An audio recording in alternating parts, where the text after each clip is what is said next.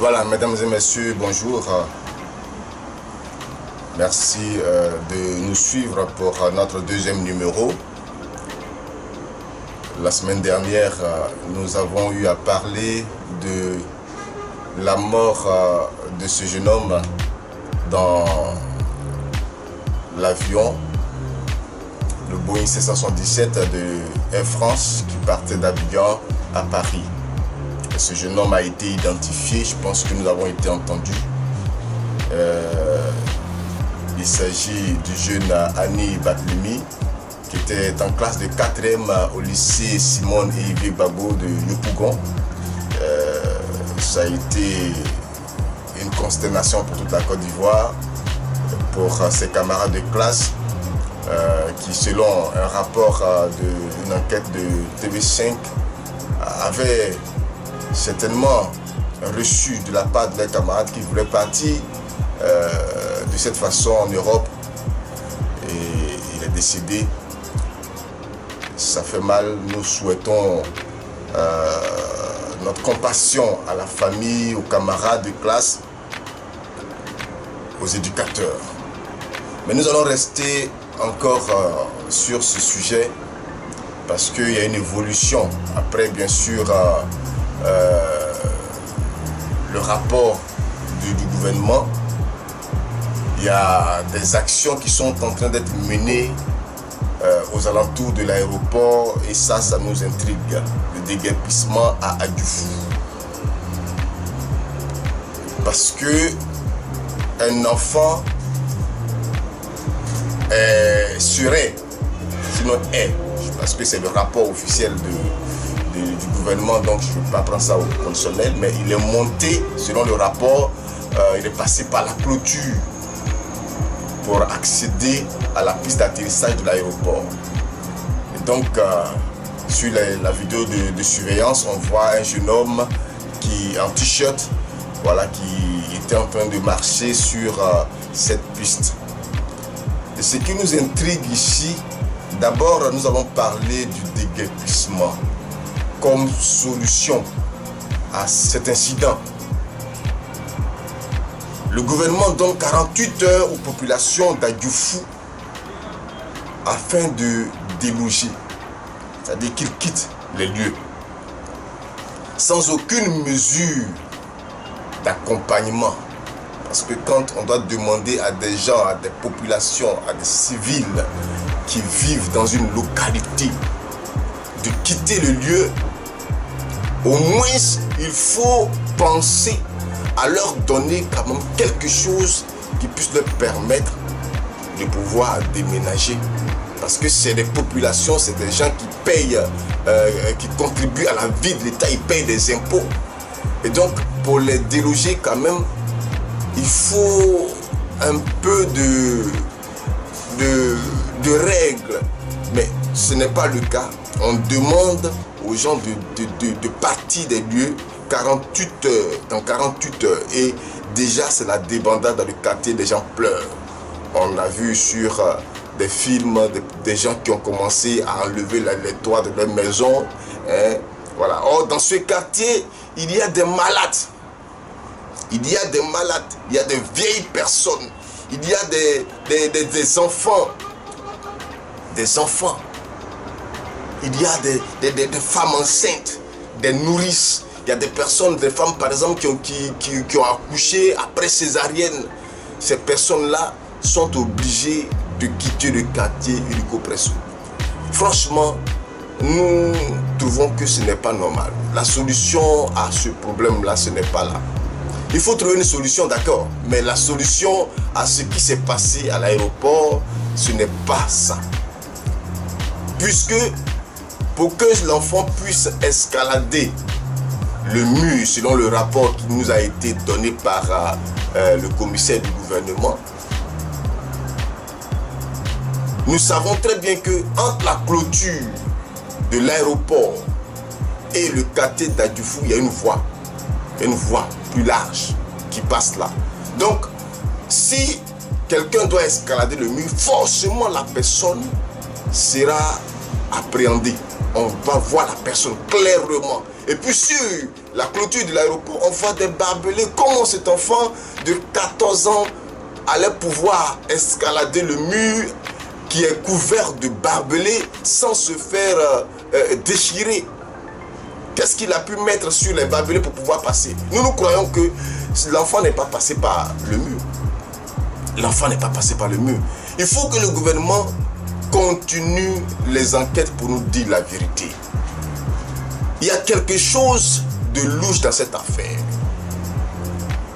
Selon un rapport, il est dit que la Côte d'Ivoire est un rapport de l'Organisation internationale de l'immigration, dit que la Côte d'Ivoire est le 3e pays d'Afrique de l'Ouest en termes d'immigration. Immigration clandestine. Nous sommes les 3e. Donc ça veut dire que au niveau du port comme au niveau de l'aéroport, il doit avoir certainement des failles ou bien des personnes malveillantes qui sont des agents de l'aéroport ou bien de la sécurité aéroportuaire qui doivent avoir cette affaire-là comme un business. Je n'ai pas de preuves, mais je le dis.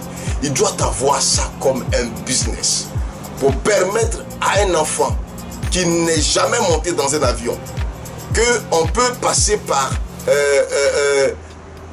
le puits d'atterrissage pour pouvoir arriver à Paris.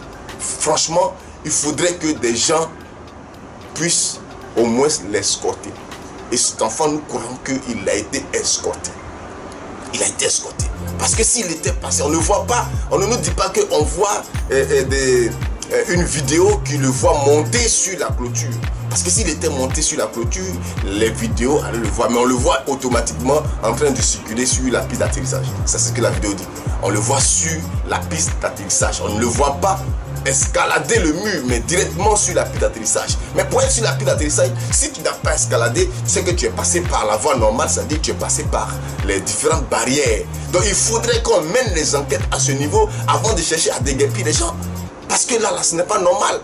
On va jusqu'à détruire des écoles en pleine année scolaire. En pleine année scolaire. Moi, je ne comprends pas. Quel est ce gouvernement qui est arrivé en Côte d'Ivoire et qui a le déguerpissement, les casses des magasins, des logements comme programme principal d'activité? Il faudrait quand même qu'on nous explique. Il y a beaucoup de choses qu'on doit faire. Il y a beaucoup de choses. La Côte d'Ivoire, on a besoin de beaucoup de choses. On ne peut pas rester là toujours cassé. Dès qu'il y a un petit problème, il faut casser. Dès qu'il y a un petit problème, il faut casser. Mais tout le monde n'a pas les moyens comme vous les avez. À Dioufou, nous savons bien que à Dioufou, c'est des personnes de conditions modestes qui y vivent. Ils n'ont pas l'argent. Aujourd'hui, ils doivent partir. Ils vont où? Ces femmes qui sont en train de pleurer, ça ne dit rien à personne. Le gouvernement n'en a rien à cirer. Il faut casser et casser. Nous trouvons que cela n'est pas normal. Cela n'est pas normal. Il faut véritablement que le gouvernement se ressaisisse. Il faut se ressaisir et puis annuler ce programme de déguerpissement.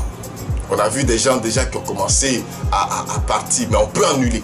Le gouvernement doit annuler et puis chercher à régler ce problème d'immigration pour mettre nos partenaires, parce que je sais qu'on peut mettre les partenaires en confiance. Voilà, comme il s'agit de la France, il s'agit de Air France, voilà, on veut les mettre en confiance, donc il faut poser des actes. Non. Mais il faudrait arrêter les gens. Il y a des personnes qu'il faut arrêter dans cette affaire. Il faut mener une enquête beaucoup plus pointue, beaucoup plus sérieuse pour arrêter les gens qui ont laissé ce petit passer. Parce que je sais que si ce petit n'était pas mort, s'il était arrivé en France, on n'en parlerait pas. On ne serait pas là d'en parler. Et certainement que cet enfant a dû apprendre que ce moyen est un moyen qui permet aux gens de partir. Et on lui a certainement pris de l'argent pour le faire passer. Alors mener des enquêtes beaucoup plus sérieuses au lieu de s'acharner sur des pauvres populations qui ne demandent que la paix, qui ne veulent que vivre tranquillement dans leur bas quartier. Ils n'ont pas demandé des millions, ils sont dans leurs conditions, ils vivent tranquillement, ils veulent rester là. Moi, j'en appelle au gouvernement, j'en appelle au chef de l'État. quand on est chef de l'État, on est chef de l'État pour la population. Et on n'est pas chef de l'État contre la population. Il faudrait faire en sorte que cette population, même qu'elle soit partisane du pouvoir, ou bien du parti au pouvoir, ou bien non, mais dans tous les cas, on est chef pour tout le monde. Donc il faudrait faire en sorte que les populations puissent vivre en paix dans ce pays pour qu'on puisse retrouver la quiétude. Je sais que certainement il y a des solutions à prendre dans cette affaire, mais la solution du déguerpissement n'est pas la meilleure, elle n'est même pas la bonne. Parce que déjà, entre l'aéroport et Adjufou, il y a un espace. Il y a un espace. Cet espace est suffisant pour régler la question de la sécurité.